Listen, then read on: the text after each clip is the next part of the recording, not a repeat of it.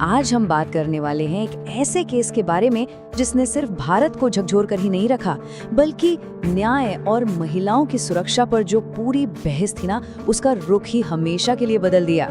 हाँ, ये एक ऐसी कहानी है जिसकी शुरुआत तो एक बहुत ही भयानक हादसे से हुई, लेकिन इसने पूरे देश की अंतरात्मा को जगा कर रख दिया। उस वक्त मीडिया ने पीड़िता को एक नाम दिया था, निर्भया। इसका मतलब होता है निडर या फियरलेस।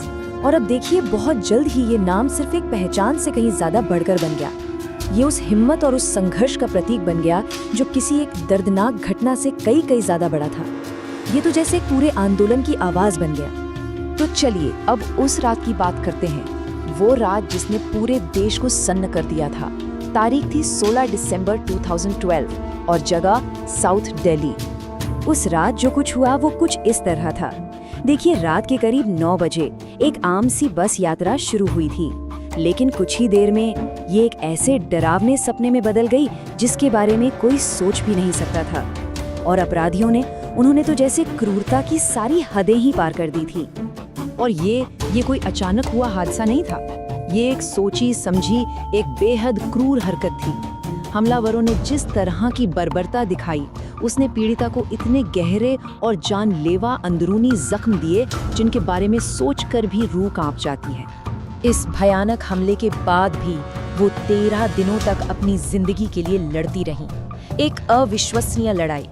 उन्हें बेहतर इलाज के लिए सिंगापुर तक ले जाया गया, पर चोटें इतनी ज्यादा गहरी थीं कि 29 दिसंबर को वो ये जंग हार गईं। उनकी मौत की खबर के बाद एक व्यक्तिगत त्रासदी पूरे देश के गुस्से में बदल गई। हर शहर से, हर गली से बस न्याय के लिए एक ही आवाज उठ रही थी। इस घिनौने अपराध के पीछे ये 6 लोग थे।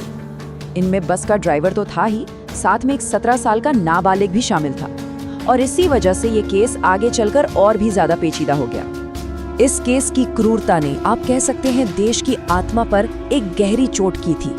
दिल्ली से लेकर देश के कोने कोने तक लोग सड़कों पर उतर आए थे। और ये सिर्फ गुस्सा नहीं था, नहीं, ये बदलाव के लिए एक बहुत बुलंद आवाज थी।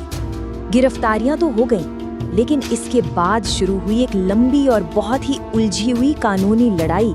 न्याय मिलने में कई साल लग गए। न्याय का ये सफर वाकई बहुत लंबा और मुश्किल था। सजा सुनाए जाने के बाद भी कानूनी दांव पेंच और अपीलों में लगभग 7 साल निकल गए। सोचिए, 7 साल।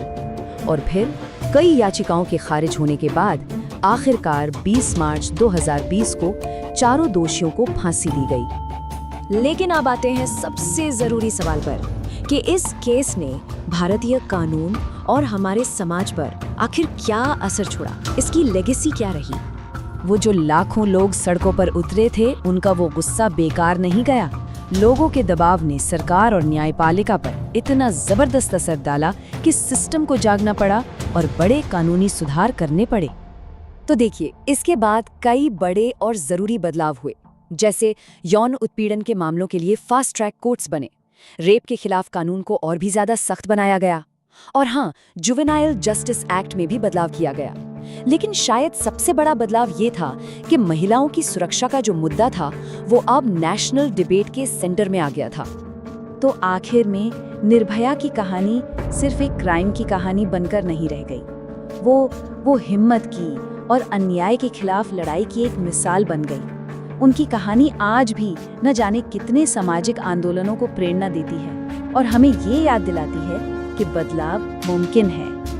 और यहीं पर हमारे सामने एक बहुत बड़ा सवाल आकर खड़ा हो जाता है। एक समाज के तौर पर हम ये कैसे पक्का करें कि निर्भया जैसी त्रासदियों की यादें सिर्फ इतिहास का एक पन्ना बनकर न रह जाएं, बल्कि आने वाले वक्त में न्याय और सुरक्षा की लड़ाई के लिए हमेशा एक प्रेरणा बनी रहें।